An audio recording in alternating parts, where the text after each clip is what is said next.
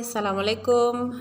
Saya Astira akan memberikan tips bagaimana cara mengatasi anak yang sedang flu, demam, dan batuk dengan menggunakan daun pare yang seperti ini.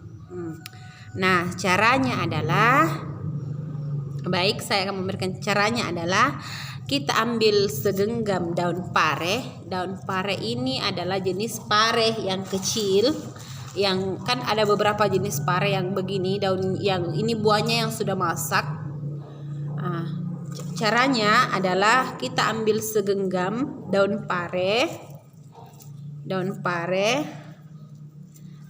Ini daun pare ya, kita ambil yang seperti ini. Kemudian kita gosok dengan menggunakan tangan seperti ini. Menggunakan tangan. Nah, seperti ini.